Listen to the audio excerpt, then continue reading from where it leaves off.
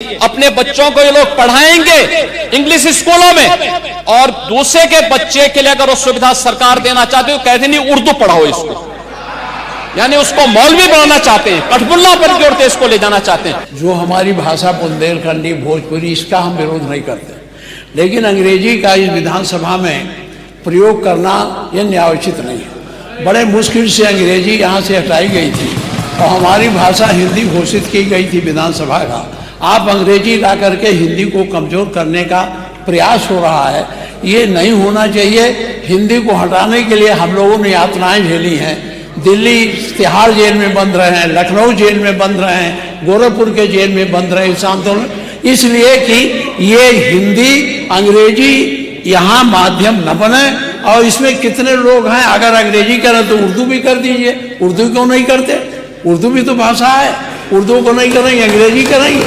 अंग्रेजी का मैं व्यक्तिगत रूप से मेरा विरोध दर्ज कर लें, बहुमत है आप पास कर लें। उसमें माननीय मुख्यमंत्री अध्यक्ष जी, उत्तर प्रदेश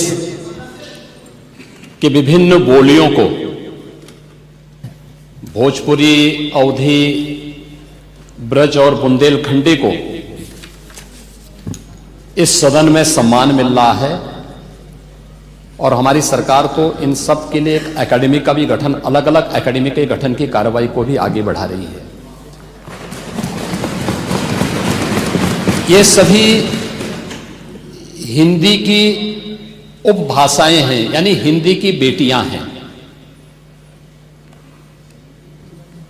भाषा की समृद्धि के आधार हैं,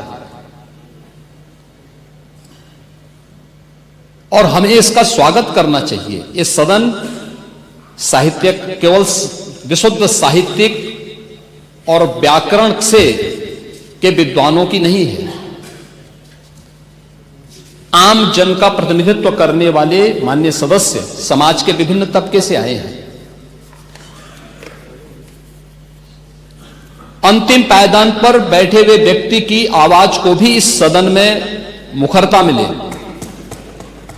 इसके लिए अगर किसी को हिंदी में वह धारा प्रवाह नहीं बोल सकता तो उसको भोजपुरी में भी अपनी बात को रखने का अधिकार मिलना चाहिए। अवधी में, ब्रज में या बुंदेलखंडी में उसको रखने का अधिकार मिलना चाहिए। ये कौन सी बात हो गई कि भोजपुरी में ना बोले, अवधी में ना बोले, इसका विरोध अंग्रेजी का, बुंदेलखंडी में ना बोले, और उर्दू की आप वकालत कर रहे हैं। ये बड़ी विचित्र बात है। आप मुझे बताइए, मैं इसीलिए कहता हूं कि आप समाजवादियों का चरित्र ही इतना दोहरा हो चुका है, इतना दोहरा हो चुका है कि अपने बच्चों को भेजेंगे इंग्लिश पब्लिक स्कूल में और दूसरों के बच्चों को बोलेंगे कि एक गांव के उस विद्यालय में पढ़े जहां संसाधन भी नहीं है। ये दोहरा आचरण और जाकी रही भावना जैसी प्रभु मूर्ति देखी दिन तैसी, यह तो आचरण आप लोगों का है। इसीलिए आपने कल भी भोजपुरी का विरोध किया, अवधी का विरोध किया, बुंदेलखंडी का विरोध किया, और आप लोग अपने दैनिक जागरण में, दैनिक जीवन में इस प्रकार के आचरण के आदी हो चुके हैं। और इसलिए अध्यक्ष जी, इसका अभिनंदन हम लोग करते हैं, और इन बोलियों को सम्मान मिलना चाहिए। इनके संरक्षण के लिए ही हमारी सरकार भोजपुरी एकेडमी का गठन कर रही है, अवधी एकेडमी का गठन कर रही है संत तुलसीदास जी के नाम पर। इसी के आधार पर ब्रज भाषा इतनी समृद्ध भाषा है। सूरदास जी ने अपनी सभी रचनाएं उसी भाषा में दी हैं। संत तुलसीदास जी ने अपनी कालजयी रचना रामचरितमानस, जो इस सदन में ही नहीं, उत्तर भारत के अंदर और भारत से प्रवासी हुए जितने भी ऐसे लोग हैं जो मॉरिशस में या दुनिया के फिजी में या दुनिया के किसी देश में गए, उनके संकट काल में रामचरितमानस ही तुलसीदास जी का अवधी भाषा में रचा गया, रामचरितमानस ही उनका सहारा बना था। और आज जब उसको सम्मान मिल रहा है तो आप उसका विरोध कर रहे हैं। बड़ी विचित्र सी स्थिति है। आप हर अच्छे कार्य का समाज, आज के यही ढोंग है आप लोगों का, यही ढोंग है। हर अच्छे कार्य का आप विरोध करेंगे, हर अच्छे कार्य का आप विरोध करेंगे, हर अच्छा कार्य जो प्रदेश के हित में है, देश के हित में है, आप उसका विरोध करेंगे।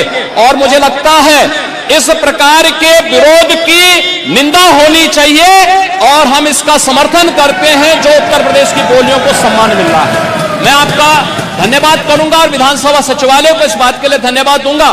कल हम लोगों ने यहां पे इसका शुभारंभ किया, समाजवादी पार्टी ने उसका विरोध किया है और मुझे लगता है कि प्रोसीडिंग का हिस्सा होना चाहिए, इनको समाज के सामने एक्सपोज करना चाहिए। अपने बच्चों को ये लोग पढ़ाएंगे इंग्लिश स्कूलों में और दूसरे के बच्चे के लिए अगर वो सुविधा सरकार देना चाहते हो, कहते नहीं उर्दू पढ़ाओ इसको, यानी उसको मौलवी बनाना चाहते हैं, कठपुल्ला पर की ओर इसको ले जाना चाहते हैं। ये नहीं चल सकता है।